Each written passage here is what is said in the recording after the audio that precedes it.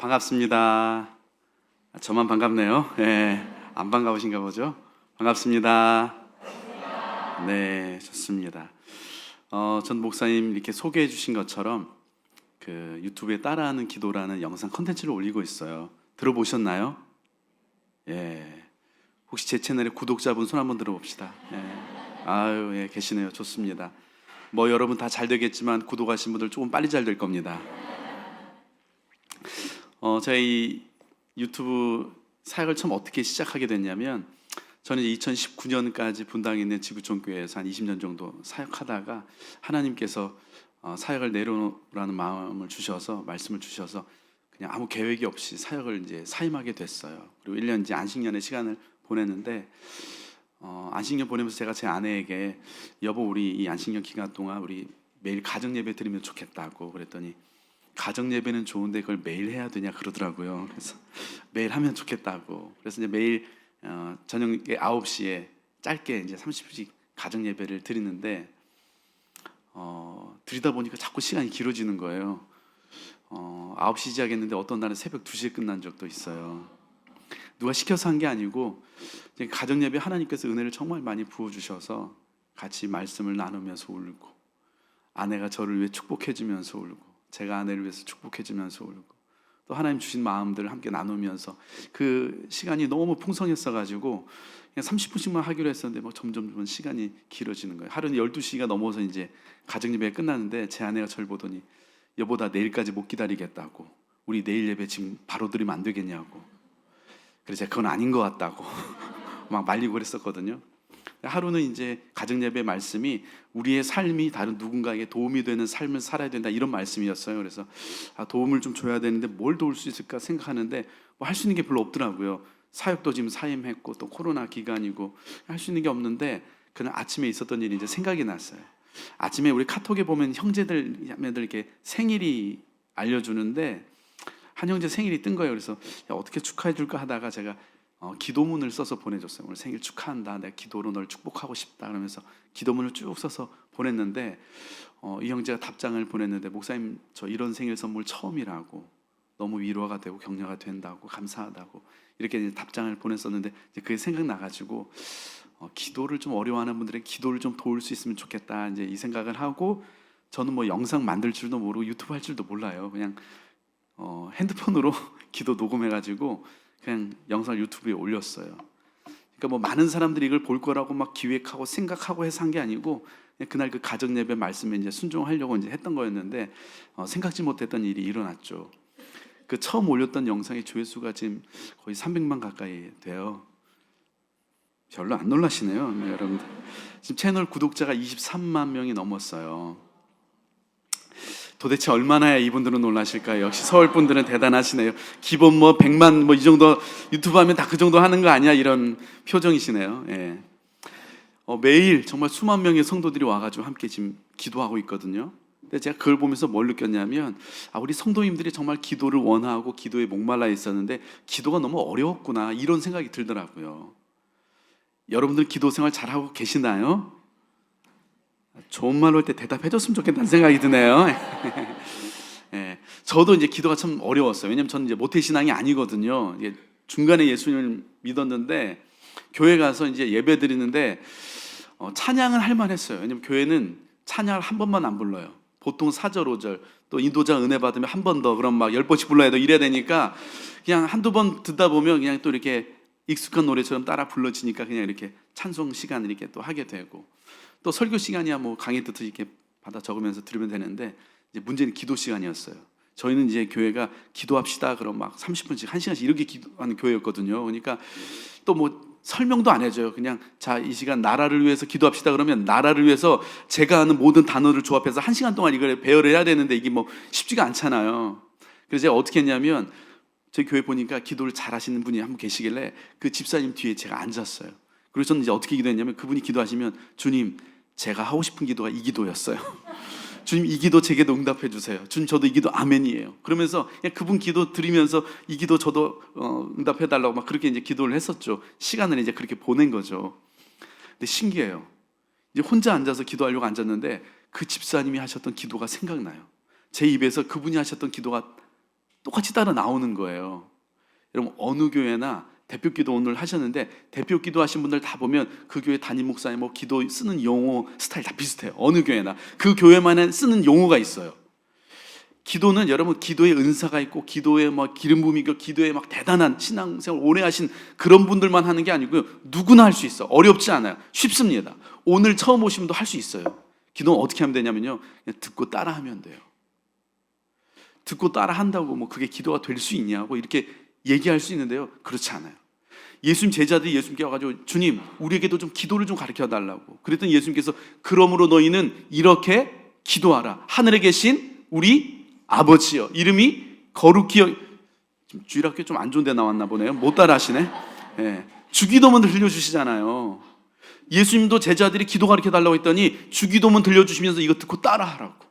따라하는 기도의 원조는 제가 아니고 예수님이십니다. 이 공인된 방법이거든요. 이게 기도는 어렵지 않아요. 그냥 듣고 따라하면 돼요. 그냥 옆에서 하시는 분들 기도 듣고 따라해도 하나님이 그 기도 들으십니다. 듣고 따라한다고 그게 뭐 진짜 그게 응답이 되겠냐고 이렇게 질문할 수 있어요. 근데 제 채널에는요, 기도하고 응답 받으신 분들 간증이 어마어마하게 많아요. 진짜요. 한번 와서 보세요. 구독 안 해도 돼요. 간증 댓글만 들어보셔도 진짜 보셔도 엄청나요. 뭐 그 목사님 전 모태신앙인데 아시지 않냐고, 모태신앙 아무것도 못한다고, 기도도 못하고 뭐 예배도 못, 자기도 그렇다고. 근데 따라하는 기도를 듣고 자기가 요즘에 기도를 시작했는데 기도가 너무 재미있다고. 목사님, 제가 아침에 눈 뜨면 제일 먼저 기도한다고. 자기 전에 이제 마지막 기도하고 잠든다고. 심지어는 제가 자다 깼는데 그냥 바로 안 자고 기도하고 잠들었다고. 기도가 너무 재미있다고. 이렇게 기도 댓글 남겨주신 분도 계시고, 우울증 약을 10년 이상 드셨는데 기도를 듣고 따라하면서 우울증 약을 끊고 일상생활이 가능해졌다고 이렇게 남겨주신 분들도 계시고, 또 한 분은 너무 사는 게 힘들어가지고 그러면 안 되는데 이제 극단적인 생각까지 한 거예요. 그 준비까지 다 했었는데 이 따라하는 기도를 우연히 듣게 되면서 목사님, 저 다시 살고 싶어졌다고, 다시 살기로 했다고 그러면서 이렇게 또 댓글 남겨주신 분도 계시고, 얼마 전에는 삼성 코엑스 결혼 주례가 있어가지고 갔었는데 한 분이 오셔요. 이분도 청년이었는데 너무 힘들어가지고 진짜 극단적인 생각하면서 사이트를 검색하고 찾아다니고 하다가 이 기도를 듣게 되고 자기 살기로 했다고. 그래서 한 형제가 와가지고 그 얘기해 주더라고요. 또 한 30대 중반 자매였는데 하나님께 그렇게 울면서 막 따지듯이 기도했대요. 막 하나님, 저는 왜 안 해주냐고, 저는 왜 응답 안 해주냐고, 왜 남들 다 하는 결혼 왜 나는 안 되냐고, 저 결혼시켜달라고 하는 기도도 이기적인 기도고 이것도 뭐 욕심으로 하는 기도냐고, 왜 저는 결혼하면 안 되냐고 막 그러면서 하나님께 막 하소연하듯이 막 따지지 기도했다는 거예요. 그렇게 막 울면서 기도하다가 이 유튜브 알고리즘의 은혜로 배우자를 구하는 기도를 보게 됐다는 거예요. 근데 틀어놓고 듣는데 그렇게 눈물이 나더래요. 막 그래도 그냥 틀어놓고 이제 밤에 잤는데, 그리고 났는데 한 형제를 소개받게 됐다고. 근데 그 형제는 결혼하게 됐다고. 목사님 와서 주례 한번 해달라고 그래가지고 가서 주례해주고 왔어요. 네. 또 한 자매는 30대 중반 자매인데 이 자매는 그 암에 걸린 거예요. 근데 이 자매는 신앙이 없었어요. 근데 제 채널의 구독자분이 그 사촌 동생이었거든요. 사촌 동생이 암에 걸렸다고 하니까 그냥 그 기도문을 보내줬대. 한번 들어보라고, 한번 듣고 기도했으면 좋겠다. 근데 그 자매가 그냥 지푸라기라도 잡는 심정으로 기도를 틀어놓고 하루 종일 틀어놓고 듣기도 하고 따라도 하면서 그렇게 이제 기도를 했다는 거예요. 그리고 나서 또 항암 치료 받으려고 병원에 가서 이제 검사를 하는데 암이 다 사라졌다는 거예요. 울면서 연락이 왔어요. 하나님 고쳐주셨다고. 하나님의 사랑이 믿어지지 않았던 분들이 하나님의 사랑이 믿어지고, 신앙생활을 하지 않았던 분들이 기도를 따라하면서 신앙생활을 시작하게 되고 교회를 나가게 되고, 20년을 교회에서 멀어졌던 분들이 기도를 듣고 따라하면서 다시 교회에 나가게 되고. 여러분, 이런 일들이 하나님이 들으시고 응답하지 않으시면 어떻게 가능하겠어요? 듣고 따라한다고 될 수 있냐고 하는데 기도는 어렵잖아요. 그냥 듣고 따라하면 돼요. 그래서 이런 예배 와서 기도하는 게 중요해요. 옆에서 할 때 기도 못해도 괜찮아요. 옆에 분이 뭐라고 기도하시나 들어보세요. 듣고 여러분의 기도 따라하다 보면 하나님이 그 기도도 들으시고 응답하시고 일하십니다. 아멘. 오늘은 이제 우리가 왜 기도해야 되는지에 대해서 간단하게 이제 세 가지만 나눌 거예요. 그럼 우리가 왜 기도해야 되는지. 첫 번째는요, 기도는 하나님의 자녀만이 누릴 수 있는 놀라운 특권이기 때문에 그렇습니다. 기도는 하나님의 자녀들만이 누릴 수 있는 놀라운 특권이에요. 지금 우리 시대는 매우 자기 중심적인 시대가 되었습니다. 내가 중요하고 철저하게 나를 중심으로 세상이 돌아가고 있어요. 그래서 핸드폰도 무슨 폰이에요? 아이폰. 내가 중요하다는 거죠. 좀 어먹지 않나요? 하여튼 세상이 나를 중심으로 돌아가고 있어요. 동의하시죠? 대답 안 해주시나요, 여기는? 예. 아까는 대답 잘 해주셨는데 동의하시죠? 근데 그 말은 틀렸어요. 세상은 나를 중심으로 돌아가지 않습니다. 세상은 자녀를 중심으로 돌아가더라고요. 저희 집의 주인은 제가 아니고 제 아들이더라고요. 이제 저는 이제 목회자다 보니까 책이 많거든요. 근데 막 제 아내가 이사할 때마다 엄청 뭐라고 해요. 여보, 책이 너무 많다고, 책 좀 버리라고 막 엄청 뭐라고 하는데도 제가 그 모든 환난과 핍박을 견뎌내면서 막 안 된다고, 여보 절대 책은 버릴 수 없다고, 차라리 나를 갖다 버리라고, 책은 안 된다고 막 그러면서 제가 제 책을 그렇게 소중히 여겼거든요. 근데 어느 날 정신 차려 보니까요, 제가 제 손으로 그렇게 소중히 여겼던 제 책을 제가 직접 버리고 있는 거예요. 제 아들이 가지고 놀 책과 장난감을 놓을 자리를 마련하기 위해서 그 책장에 있는 제 책을 제가 버리는 거예요.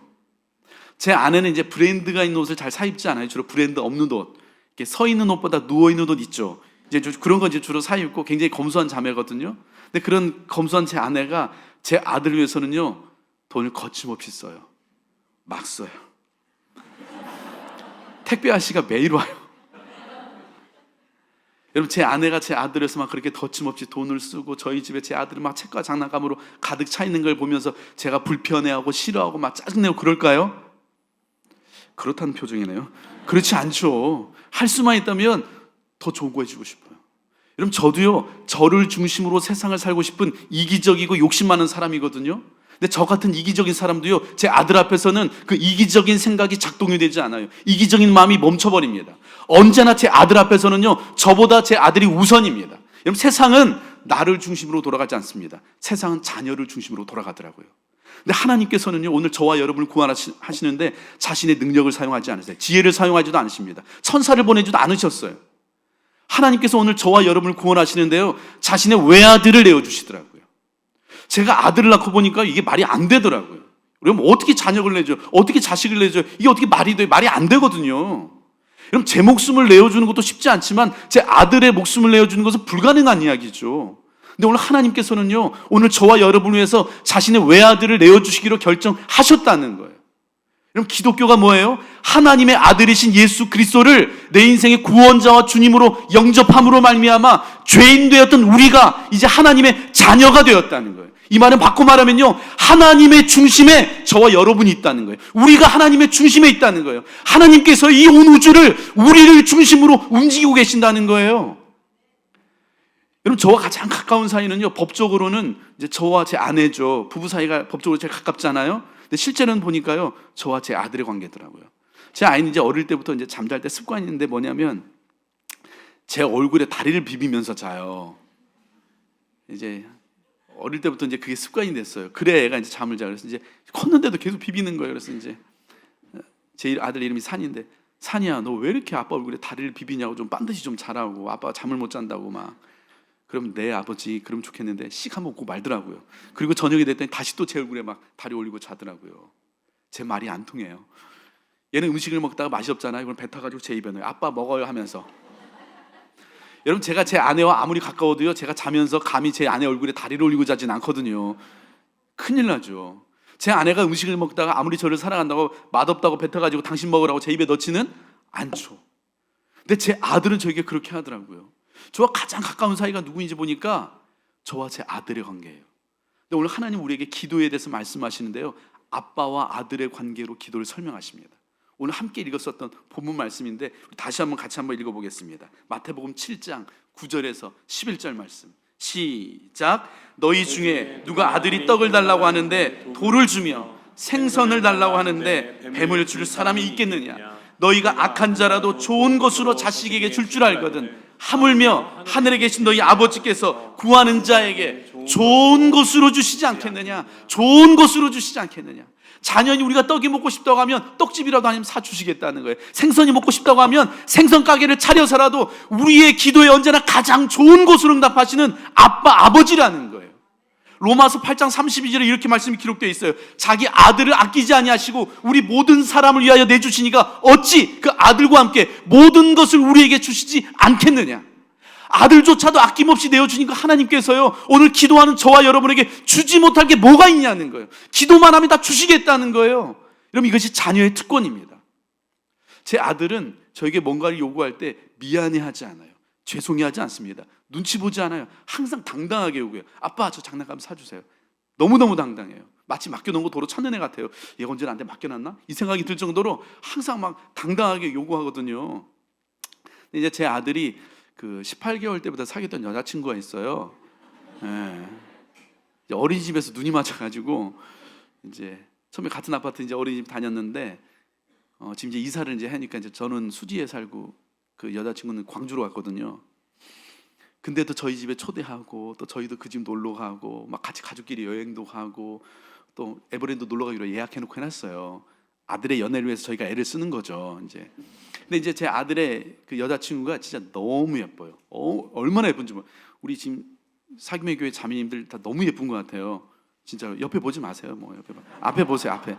근데 너무 예쁜 것 같아요, 진짜로. 근데 제 아들 여자친구도 여러분처럼 너무 예뻐요. 막 제가 진짜 엄청 예뻐해 주거든요. 너 어쩜 이렇게 예쁘니? 막 그러면서 진짜 너 너무 예쁘다 막 그러는데, 그렇게 제가 예뻐해 주는데 얘가 산이 아빠, 저 장난감 사주세요. 한 번도 그런 적이 없어요. 제가 그렇게 예뻐해 주는데. 근데 제 아들은요, 그동안 제가 얘를 위해서 얼마나 많은 것을 해줬는지 다 잊어버리고요, 마치 오늘 처음 저한테 요구하는 것처럼 항상 당당하게 요구해요. 아빠 장난감 사달라고. 제가 태어나서 얘한테 지금까지 제일 많이 들은 말이 뭔지 아세요? 아빠 이리 와봐. 아빠 이리 와봐. 여러분 많이 들으셨죠? 아빠 이리 와보래요. 누구도 저한테 목사님 이리 와봐 이런 사람 없거든요. 근데 얘는 항상 아빠 이리 와봐. 화장실에 있으면 저를 불러요. 아빠 불러요. 똥 그래요. 다 쌌다고 와서 닦아달라는 거예요. 여러분, 제가 우리 성도님들하고 아무리 가까워도요, 우리 성도님들이 목사님 똥 이런 분 안 계시거든요. 근데 제 아들은 저에게 그렇게 요구해요. 근데 제 아들이 그렇게 막 저에게 당당하게 요구할 때 제 안에 어떤 생각이 드냐면, 아, 얘가 나를 진짜 지 아빠로 아는구나 이 생각이 들어서요, 너무 좋아요. 여러분, 누가 저한테 그렇게 당당하게 요구하겠어요? 제 아들만 그렇게 하거든요. 여러분, 이것이 기도의 특권입니다. 기도는 하나님의 자녀들만이 누릴 수 있는 놀라운 특권이에요. 하나님은요, 아무나 기도한다고 듣지 않으세요. 당신의 자녀들의 기도 소리에 귀 기울이시는 줄 믿으시기 바랍니다. 여러분, 기도는 어떻게 하느냐보다 더 중요한 게 누구에게 하느냐예요. 우리의 기도를 들으시는 분이 누구냐가 우리가 어떻게 하느냐보다 훨씬 더 중요해요. 여러분, 아무리 열심히 졸라도요, 옆집 아저씨는 나 용돈 안 줘요. 용돈은 내가 성격이 별로고 잘 대화 소통이 안 돼도 아버지는 줘요. 기도는 당신의 자녀들만이 누릴 수 있는 특권입니다. 여러분, 예수님을 여러분의 인생의 구원자와 주님으로 영접하셨죠? 안 하셨나요? 예수님 영접하셨습니까? 여러분, 하나님이 진짜 여러분의 아빠, 아버지라고 믿으세요? 근데 왜 하나님을 옆집 아저씨 대하듯 그렇게 기도하세요? 왜 눈치 보면서? 왜 솔직하지 못해요? 제 아들은 트리플 A형이에요. 극 I형이에요. 밖에 나가가지고 놀이터 그렇게 나가 놀으면서 한 번도 안녕 난 누구야 얘기를 해본 적이 없는 애예요. 먼저 절대 인사를 못해요. 얘는 항상 누구 만나면 처음엔 낯가림 엄청 심하다 이제 헤어질 때 맘 열어가지고 막 맨날 울면서 헤어지는 그런 스타일이거든요. 근데 그런 제 아이가 그렇게 막 소심하고 내성적인 그 아이가 제 앞에서는 극 E가 돼요. 다른 사람에겐 전혀 보이지 못한 온갖 모습을 저한테 다 보이거든요. 왜냐하면 아빠가 어떤 존재인지 아니까 그래요. 이러면 이것이 자녀입니다. 저 여러분들이 하나님을 옆집 아저씨 대하듯 그렇게 기도하지 않고 진짜 하나님의 자녀라는 거, 하나님이 여러분의 아빠라는 거, 그걸 믿고 그 자녀의 특권을 누리는 여러분 되시기를 주님의 이름으로 축복합니다. 왜 우리가 기도해야 되느냐? 기도는 하나님의 자녀만이 누릴 수 있는 놀라운 특권이기 때문에 그렇습니다. 두 번째, 왜 우리가 기도해야 되느냐? 우리는 하나님의 도움이 필요하기 때문에 기도해야 됩니다. 우리는 하나님의 도움이 필요하죠. 제 고향이 어디일 것 같냐고 주로 물어보면 이제 주로 서울 아니냐고 해요. 근데 이제 서울 와서 얘기하려니까 좀 거시기 하네요. 예. 한 번은 초등학생 집회 가가지고 여러분 제 고향이 어디일 것 같냐고 물어봤더니 몽골 아니냐고 하더라고요. 지금 웃으시는 분들 아멘이란 뜻인데. 예. 그날 그 초등학생하고 제가 맞짱 한번 뜨려다 참았어요. 예. 제 고향은 몽골이 아니고 지리산이에요. 지리산. 몽골이나 지리산이나 그런 표정 하지 마세요. 예. 예. 제가 살았던 마을에는 교회도 없었고 교회 다니는 사람도 없었어요. 교회 대신 마을 제일 높은 곳에 커다란 제각이 있었는데 마을 사람들이 매년 거기에 모여서 제사를 지냈어요. 저는 장씨인데 저희 마을은 다 장씨들만 사는 그런 마을이었어요. 목사님은 안 계셨는데 굿하시는 할머니는 계셨어요. 매년 새 정월 초파일 되면요, 온 마을 사람도 모여서 굿했어요. 예, 그런 철저한 유교 마을, 샤머니즘이 가득한 이제 그런 마을이었는데 처음 예수님을 믿게 된 거예요. 그리고 고등학교 2학년 때 예수님을 이제 인격적으로 만났는데 예수님이 너무 좋은 거예요. 막 기도하고 예배하는데 진짜 예수님이 너무 좋아요. 시간이 너무 아깝고, 시간 가는 게 너무 아깝고, 별로 동의가 안 된다는 표정이네요. 진짜 기도하는데 막 밥 먹는데 밥 줄어드는 그 아쉬움처럼 막 진짜 기도하는데 시간 줄어드는 게 너무 아쉬웠었어요. 그래서 기도하다 갑자기 무슨 생각이 들었냐면 어떻게 하면 예수님하고 더 오래 같이 있을 수 있을까 이 생각이 드는 거예요. 보니까 저는 교회를 왔는데 목사님 항상 교회 계시더라고요. 그래서 야, 목사님이 되면 하나님하고 더 오래 같이 있을 수 있겠다 이 생각이 들어가지고 나도 야 목사님 되자 이제 이렇게 마음을 먹고 목사님에 찾아가가지고 목사님 저도 목사님 되고 싶은데 어떻게 하면 되냐고 물어봤더니 신학대학교를 가면 된대요. 저는 그날 처음 알았어요. 목사님이 대학교 나와가지고 되는 건지 그날 처음 알았어요. 너무 기독교 배경 지식이 없어가지고 저는 이제 뭐 한 기도원 가가지고 한 40일 금식 기도하고 그러면 이제 목사님 되는 줄 알았는데 그런 게 아니래요. 대학교를 가야 된대요. 그래가지고 대학을 또 가야 되는구나. 그래서 열심히 이제 공부를 해서 이제 수능 준비를 하는데 고등학교 2학년 때 이제 모의고사를 보는데 원하는 대학을 지원하는 그 시험을 이제 보는 거에서 대학을 지원하라고 해서 한번 신학대학교를 한번 써봤어요. 세 곳을. 이제 보통 이제 저희 때는 이제 그 성적표를 선생님이 직접 나눠주면서 몇 점 밑으로 이제 때리면서 이렇게 성적표 나눠줬잖아요. 구타 자율화 시대였거든요, 저희 때는. 그래가지고 이제 점수에 맞춰서 이제 맞고 뭐 이런 식으로 했는데 성적표를 안 나눠줘요. 이제 제가 기숙사 생활하고 있다가 이제 주말에 집에 갔는데 아버님이 저에게 하얀 봉투를 집어 던지시더라고요. 열어봤더니 그 신학대학교 적혀 있는 성적표 봉투가 거기 들어 있는 거예요. 너무 진짜 깜짝 놀랐죠. 얼마나 당황했겠어요. 이 순서가 안 맞잖아요. 지금 교회 다닌다는 얘기 안 했는데 지금 목사님 된다는 얘기를 먼저 해야 되니까 이게 지금 순서가 안 맞잖아요. 이게 먼저 교회 다닌다고 하고 나서 그다음에 해야 되는데 일단 목사님 되는 얘기를 먼저 해야 되니까 막 이거 뭐 어떻게 해야 될지 모르겠더라고요. 저희 아버지도 너무 충격 받으셨어요. 지금 감이 잘 안 오시는데 장로님 아들이 스님 되겠다고 하는 그런 충격이에요. 이게 엄청 충격적인 일이거든요. 지금 뭐 아들이 거의 뭐 신천지에 빠졌다 이런 생각 개념으로 이해하시면 돼요. 아버지 너무 충격 받으시고. 그날 처음으로 이제 아버지 제가 이제 교회 나가고 있는데 목사님이 되고 싶다고. 그랬더니 저희 아버지가 네가 신학을 하면 나는 단 한 푼도 너 지원해 줄 수 없으니까 다시 생각하라고. 일주일 시간 줄 테니까 다시 생각하라고. 온 마을 사람들이 저한테 와가지고 다 뭐라고 하더라고요. 왜 그러냐고, 정신 차리라고, 멀쩡한 애 다 버려놨다고 막 너 너무 그러면 안 된다고, 어디 할 게 없어서 교회를 가냐고 막 그러면서 막 다 온 마을 사람들이 막 뭐라고 하는 거예요. 막 진짜 환란과 핍박이 엄청났죠. 그리고 이제 학교도 기숙사 갔다가 일주일 지나고 이제 집에 다시 부모님 댁에 왔는데 이미 아버님 이제 술 한 잔 드셨어요. 한 주 내내 이제 술 드셨다고 하더라고요. 이제 어떻게 할 거냐고. 그래서 이제 아버지 저 그래도 목사님 되고 싶다고. 제 늦둥이 막내였거든요. 아버님 저 되게 귀여워하셨어요. 저희 누님 형님은 이제 철없을 때 오셔가지고 막 개 키우듯이 막 키우셨어요. 막 키우고 이제 저는 이제 늦둥이 늦게 나가가지고 이제 애 키우듯이 진짜 막 사람 키우듯이 이렇게 이제 예뻐하면서 키우셨는데 이제 그날 처음으로 아버지에게 주먹으로 한 대 맞았어요. 한 대 맞고 이제 제가 기절을 했죠. 아버님 이제 권투하셨던 분이셔가지고 조폭 때려눕히고 이런 분이세요. 주먹이 저보다 더 커요. 막 그냥 이런 분인데 이제 한 대 맞고 기절하고 정신 차려 보니까 집이 다 엉망이 돼 있어요. 당장 나가라고. 그때 또 제가 한창 은혜 받을 때라 이제 순종을 잘해서 집에서 나왔어요. 더 있으면 죽겠다 이 생각이 들더라고요. 그래서 이제 집에서 나왔어요. 고등학교 2학년이 뭐 집에서 나와서 할 수 있는 게 뭐가 있겠어요. 기도하는 거 하나님 도와달라고. 학교 기숙사비를 못 내가지고 학교 기숙사에서 쫓겨났어요. 친구 도서실에 이제 몰래 같이 들어갔다가 거기서 또 쫓겨나고 들켜가지고 쫓겨나고 갈 곳이 없어가지고 그때 다녔던 교회가 이제 새벽 예배를 드리는 예배당이 지하실에 있었는데 거기는 이제 신발 벗고 들어가는 그 마루처럼 돼 있었거든요. 그래서 이제 그 새벽 예배 드리는 예배당에 가가지고 방석 깔아놓고 거기서 자고 새벽 예배 드리고 그리고 학교 가고 막 이렇게 했었는데 저희 교회에서 한 40분 정도 떨어진 산속에 기도원이 있었어요. 근데 그 기도원에서 제 소식을 알게 되고선 기도원에 방을 하나 줄 테니까 여기서 학교 다니라고 해서 이제 고등학교를 기도원에서 다녔어요. 이제 매일 새벽 예배 드리고 막 하면서 이제 수능을 봤는데 이제 신학교를 지원했어요. 합격했다고 통지서가 날라왔어요. 기도원에 있었었는데 합격했다고 통지서가 날라온 거예요. 근데 이제 등록을 해야 되는데 뭐 등록금 금액이 그 큰 금액이 이제 고등학교 졸업한 애가 그 돈을 뭐 어디서 뭐 어떻게 마련해요? 그러니까 방법이 없어가지고 제가 그 합격 통지서를 들고 그 예배당 본당으로 달려가서 하나님께 보여드렸어요. 하나님 저 합격했다고. 내 뒷장도 좀 보시라고. 저 어떻게 하면 되냐? 하나님 도와달라고 기도했죠. 등록 마감일 마지막 은행이 이제 4시 반에 문 닫으면 이제 합격이 취소되는 거예요.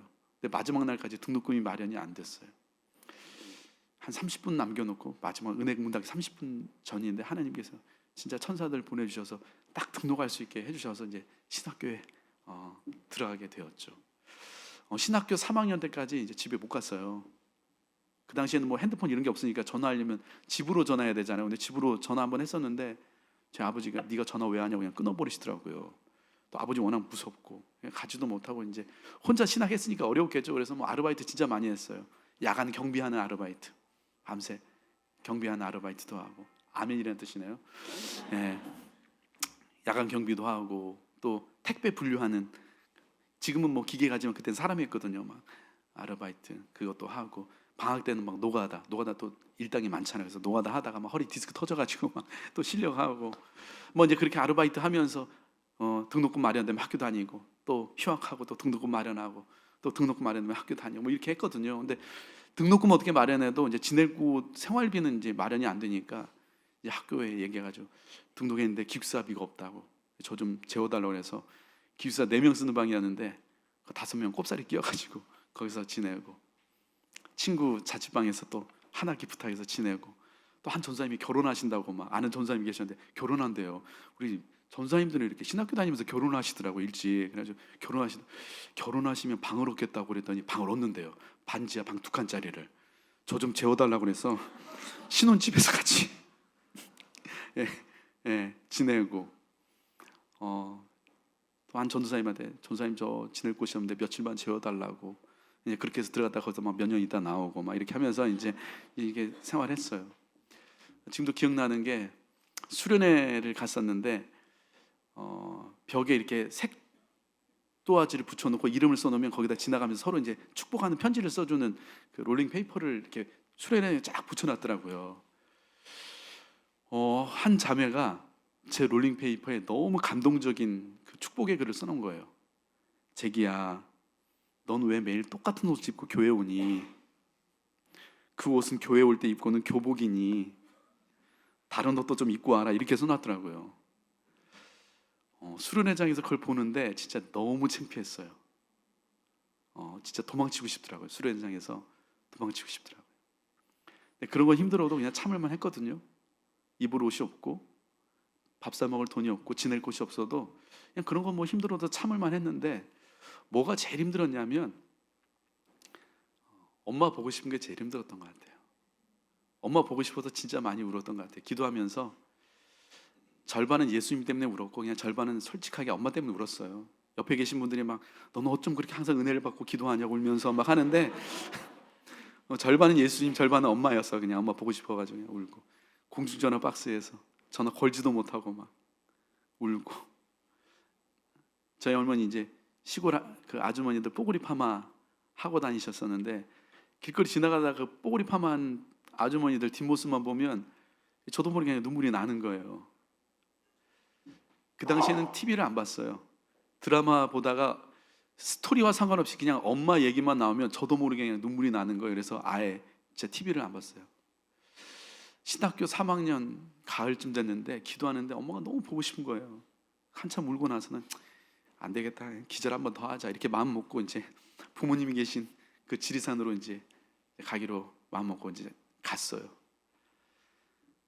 대문 앞에 섰는데 제 심장이 터질 것 같더라고요. 너무 긴장이 되니까 막 제 심장 뛰는 진동이 제 온몸에 느껴져요. 여러분 심장 뛰는 진동 느껴보셨어요? 안 느껴보셔서 말을 하지 마세요. 이게 엄청납니다. 이게 대문 앞에 섰는데 막 이게 이제 무슨 정신인지 모르겠더라고요. 큰 소리도 못 내고 그냥 대문 앞에서 엄마 불렀거든요. 엄마가 대답을 안 하시는 거예요. 그래서 한 번 더 엄마 저예요, 저 왔어요. 엄마 저 왔다고 하는데 조용한 거예요. 알고 봤더니 이사가 안 계시더라고요. 인천으로, 지리산에서. 야 너희 집 이사 갔어 그러더라고요. 그래가지고 이사했던 그 주소를 받아가지고 또 버스를 몇 번 갈아타고 가는데 야곱의 심정이었어요. 아버지를 제일 늦게 보고 싶었어요. 근데 언제나 인생 우리의 계획대로 되지 않잖아요. 갔는데 아버지하고 제일 먼저 눈이 딱 마주쳤어요. 기절할 준비 딱 하고 있는데 아버지가 눈도 안 마주치더니 그냥 들어가시더라고요. 그날 아버지 못 보고 어머니 그날 진짜 몇 년 만에 처음 만나가지고 밤새 부둥켜고 울었던 것 같아요. 여러분 아무것도 모르는 고등학교 2학년이 어떻게 끝까지 포기하지 않고 신학을 하고 목회자가 될 수 있었을까요?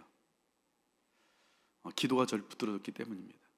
진짜 열심히 기도했어요. 새벽 예배 어쩔 수 없이 새벽 예배 드릴 수밖에 없었거든요. 새벽 예배 끝나고 나면 3시간씩 기도했어요. 시간 가는 줄 모르고 기도하다가 1교시 지각한 적이 진짜 여러 번 있었어요. 수업 시간하고 수업 시간 공강 생기면 무조건 강당에 달려갔어요. 그렇게 하나님께 매달렸어요. 하나님 살려달라고. 저녁에 기숙사 가기 전에, 자취방 가기 전에 기도실 가가지고 1시간씩 기도하고, 금요일이면 진짜 철야기도 저녁 7시부터 새벽 4시까지 밤새워 기도하고, 또 산기도 많이 다녔어요. 높은 데 가면 하나님 좀 더 가까워진 느낌이 들어가지고 기도 더 빨리 응답되지 않을까 이 생각에 막 산에 올라가가지고 막 추운 겨울에는 막 비닐 둘러 쓰고, 이게 기도를 하는 건지 그냥 때를 쓰는 건지 모르겠어요. 그냥 하나님께 매달렸어요. 명절 되면 다 고향으로 가는데 전 갈 곳이 없잖아요. 갈 수가 없으니까 명절 되면 저는 무조건 기도원으로 갔어요. 그래서 하나님께 기도했어요. 하나님 살려달라고. 올해는 제발 기적이 일어나, 우리 가정의 주님 앞에 돌아오는 그 기적을 베풀어 달라고, 하나님 은혜가 필요하다고, 하나님 도와달라고 하나님께 매달렸어요. 근데 힘들고 지치다가도 기도만 하고 나면 하나님께서 뭔가 모를 새 힘을 주시는 거예요. 주눅이 들고 위축이 되다가도 기도만 하면 자신감을 주시고, 앞이 전혀 보이지 않는데도 기도만 하고 나면 마치 하늘문이 열리는 것 같고, 가진 것은 아무것도 없는데도 기도만 하고 나면 마치 세상이 제 발 아래에 있는 것처럼 느껴지더라고요. 여러분 우리가 이 힘든 세상을 기도 없이 어떻게 살아내겠어요? 우리 중에는 지금 제가 겪은 거하고는 상상도 할 수 없을 만큼 더 훨씬 큰 인생의 고난을 겪어 오신 분들이 계시죠. 근데 여러분 많을 거예요. 질병의 문제로 정말 한치 앞이 보이지 않는 분들도 우리 중에 계시고, 깨어진 관계의 문제로, 부부관계의 문제로, 자녀와의 문제로 그 밤잠 이루지 못하는 분들도 계시고, 재정적인 문제로 정말 매일매일 궁지에 몰려 사는 분들도 계시고, 다양한 여러 가지 인생의 문제로 힘들게 살아가고 있죠. 근데 보니까 우리가 어떻게 해야 되는지 몰라서 못하는 게 아니에요. 알아도요 힘이 없어서 못해요. 근데 그 힘을 우리가 어디에 썼겠어요? 기도입니다. 기도가 힘이고 기도가 능력입니다. 기도로 이 힘든 세상을 살아낼 힘을 얻는 것이고요, 기도로 우리를 향하신 그 하나님의 놀라운 뜻을 이루는 삶을 살게 되는 것입니다. 여러분 인생을 살아가는데요, 우리의 부족함, 우리의 연약함 이런 건 전혀 중요하지 않습니다. 기도만 할 수 있다면 그 전능하신 하나님의 능력으로 우리의 한계를 뛰어넘는 놀라운 삶을 살아갈 수 있게 되는 것입니다.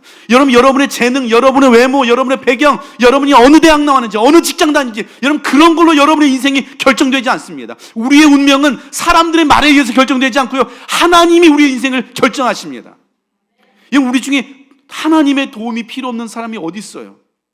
다 필요하잖아요. 여러분 부부 문제가 우리 힘으로 돼요? 여러분 자녀 키우는 게 여러분의 힘으로 되던가요? 여러분 우리의 힘으로 그거 어떻게 가능해요? 우리 힘으로 안 되거든요. 왜 우리가 매일 두려워하고 불안하고 염려하면서 근심하면서 살아가느냐? 하나님 앞에 엎드려 기도하라는 하나님의 부르심의 사인입니다. 왜 우리가 기도해야 되느냐? 우리는 하나님의 도움이 필요하기 때문에 기도해야 돼요. 여러분 이곳에 앉아있지만 각자만의 다 인생의 사연이 있고 스토리가 있고, 인생의 커다란 장벽 앞에 놓여있고, 정말 어떻게 할 수 있는 것이 아무것도 없는 인생의 거대한 산 앞에 놓여있는, 성벽 앞에 놓여있는, 그렇게 오늘 그 마음으로 이 자리에 나오신 분들 계실 거예요. 여러분 하나님 앞에 엎드려 기도하기 시작할 때 넘어가게 하시든지 돌아가게 하시든지 반드시 그 성벽을 넘어서게 하실 것입니다. 여러분 우리는 하나님의 도움으로 이 인생을 살아내는 것입니다. 마지막 세 번째, 왜 우리가 기도해야 되냐면요, 살기 위해서 기도해야 됩니다. 살기 위해서. 저는 이제 청년 사역을 20년 했거든요. 근데 이 청년 사역의 꽃이 뭐냐고 물어보면 제자 훈련이에요. 여러분들 제자 훈련 하는 교회니까 많이 하셨겠지만, 제자 훈련은 이렇게 30분 설교하면 끝날 내용을 4시간을 귀납법적으로 소그룹으로 하는 거거든요. 또 끝나고 나면 1시간씩 막 기도하고, 1박 2일 수련회 가가지고 막 또 밤새도록 뜨겁게 기도해주고 축복해주고 막 이렇게 제자 훈련 하는데, 이거 하고 나면 아이들이 진짜 많이 변화가 돼요. 지금도 기억나는 건 키가 190이 넘는 굉장히 등치 큰 한 형제인데 어느 날 저한테 막 달려오더니 저를 끌어안고 막 엉엉 우는 거예요. 무섭더라고요. 막 등치 큰 애가 막 끌어안고 우니까 무서웠어요. 무슨 일이냐고. 얘가 어떤 애였냐면, 목사님, 저는 예수님을 믿기 싫은 게 아니라 믿고 싶은데 안 믿어진다고. 안 믿어지는 걸 어떻게 하냐고. 제가 전도했던 친구인데 이 형제 이제 교회 다녔는데 이제 안 믿어진다는 거예요. 막. 그랬던 형제였는데 이 제자 훈련 받으면서 얘가 예수님 인격적으로 만난 거예요. 그래서 목사님, 이제 하나님 믿어진다고, 이제 예수님 믿어진다고. 그러면서 막 너무 좋아가지고 막 저를 끌어안고 막 엉엉 우는 거예요, 교회에서. 이렇게 이제 이 친구들이 훈련 받으면서 변화되니까 후배들한테 제자 훈련 받으라고 너무 좋다고 엄청 추천을 하거든요. 그러니까 이제 제자 훈련 저희 할 때 주일날 12시에 이제 예배당에서 선착순으로 이제 하거든요. 근데 주일 12시에 하는 제자 훈련 신청하려고 우리 청년들이 몇 시부터 줄 서는 줄 아세요? 오전 8시부터 와서 줄 서요. 대학 수강 신청하는 게 아니에요. 교회에서 하는 그 제자 훈련 신청하겠다고 오전 8시부터요. 교회 복도가요, 계단이 제자 훈련 신청하는 이 청년들의 줄로 장관을 이뤄요. 수백 명의 아이들이 줄 서서 막 기다려요. 몇 시간씩. 이제 그렇게 해가지고 이제 제자 훈련을 이제 받게 되니까 오리엔테이션만 해도요, 분위기가 너무 좋아요. 엄청 좋아요. 근데 이 제자 훈련이 훈련 강도가 만만치가 않거든요. 매일 큐티 해야 되죠. 매일 성경 읽어야 되죠. 매일 기도해야 돼. 이거 안 하면 또 다 벌금 내요. 예습해야 되죠. 생활 숙제 해야 되죠. 암송해야 되죠. 독서 과제 있죠. 뭐 지각하면 벌금 내고 결석 3번 하면 그냥 무조건 아웃이에요. 이유 상관없이. 그러니까 이제 굉장히 훈련 강도가 센데도 막 선배들이 너무 좋다고, 꼭 들으라고, 너 이거 들으면 너도 사람 될 수 있다고, 마늘 먹어야 되는 게 아니라고, 제자 훈련 받아야 사람 된다고 하면서 막 선배들이 엄청 추천하니까 얘네들이 막 이제 기대하는 마음으로 와요. 그러니까 오리엔테이션만 해도 분위기가 너무 좋아요. 마치 오리엔테이션 하는데 수료식 분위기가 나. 막 너무 막 여기서 제자 훈련 마칩니다 해도 전혀 이상하지 않는 그런 분위기예요. 막 너무 좋은데 한 번 이제 오리엔테이션 딱 마치려고 이제 하는데 한 형제 갑자기 손을 들더니, 목사님, 저 질문이 있다고. 그 뭐냐고 질문하라고 했더니, 목사님, 기도가 중요한지는 알겠는데 제가 왜 벌금까지 내면서 기도해야 돼요? 그러더라고요. 이거 안 하면 벌금 낸다고 얘기했더니 얘가 질문한 걸, 왜 벌금까지 내면서 기도해야 되냐고. 순간 분위기가 싸해졌어요. 지금 이런 분위기였어요. 싸해졌어요. 근데 그 아이한테 뭐라고 얘기해 줬냐면, 왜냐하면 안 하면 죽으니까. 안 하면 죽으니까 이렇게라도 해서 기도하게 하는 거야. 병원에서 환자 생명이 왔다 갔다 하는데 의사 선생님들이 환자 붙들고 이 약 드시겠어요? 이 주사 맞으시겠어요? 의견 물어보지 않아요. 일단 살리고 보죠. 그게 진짜 의사라고. 기도도 마찬가지라고. 해도 되고 안 해도 되는 거라면 이렇게까지 하지 않는다고. 근데 안 하면 죽으니까. 해야만 살 수 있으니까 벌금을 걷어가면서까지라도 기도하게 하는 거라고. 저에게 기도가 뭐냐고 물어보면 저는 언제나 이렇게 대답해요. 기도란 안 하면 죽는 것, 해야만 살 수 있는 것. 여러분, 우리 신앙의 선배들이 기도를 영혼의 호흡이라고 가르쳤거든요. 그 말이 그 뜻 아니겠어요? 안 하면 죽는 거예요. 해야만 살 수 있는 거예요. 여러분, 우리가 예수를 믿는다고 하는데도 왜 이렇게 우리의 삶에 생명력이 없고 우리의 삶이 무기력하고 우리의 삶에 변화가 없고 늘 불안해하고 두려워하면 왜 우리가 그렇게 살아가느냐? 기도가 무너졌기 때문에 그래요. 기도하지 않기 때문에 그렇습니다. 기도의 능력을 잃어버렸기 때문에 그렇습니다. 기도해야 살아나는 거예요. 여러분, 예수님의 삶은요, 기도로 시작해서 기도로 끝났어요. 공생의 사역을 시작하시기 전에요, 40일 금식하며 기도하셨어요. 새벽을 깨우며 기도하셨습니다. 습관을 따라 기도하셨대요. 시간 정해놓고 기도하셨다는 거예요. 제자들 세우기 전날 밤에는요, 사람들 물러 모아놓고 이력서 뒤적거리면서 누가 더 괜찮은 사람인지 회의하지 않으셨어요. 밤새 철회하면서 기도하셨습니다. 제자들에게 이렇게 기도하라고 기도를 직접 가르쳐 주셨고요, 기도 외에는 이런 능력이 나타날 수 없다고 기도의 능력을 직접 보여주셨습니다. 마지막 십자가를 지기 전날 밤 가장 고통스러운 그 시간에 사람들 찾아다니면서 자신의 삶을 하소연하지 않으셨어요. 밤새워 기도하셨습니다. 마지막 십자가를 지는 그 순간에도 기도하며 십자가 지셨어요. 여러분, 예수님의 삶은요, 기도로 시작해서 기도로 끝났단 말이에요. 예수님에게도 이렇게 기도가 필요했다면 오늘 저와 여러분에게는 얼마나 더 기도가 필요하겠어요. 우리 신앙의 선배들 정말 그렇게 멋있게 살아내셨잖아요, 우리 신앙의 선배들이. 근데 그분들은요, 언제나 어디서나 하나님 앞에 먼저 엎드려 기도했습니다. 성전에서도 모여서 기도했고 집에서도 기도했어요. 지붕 위에서도 기도하고 구덩이에 빠져서도 기도하고 산 위에서도 기도하고 바다에서도 기도하고 광야에서도 기도하고 감옥에서도 기도하고 심지어는 물고기 뱃속에 들어가서도 기도하면서 그 인생의 고난을 부딪히며 기도로 그 문제들을 돌파해냈다는 거예요.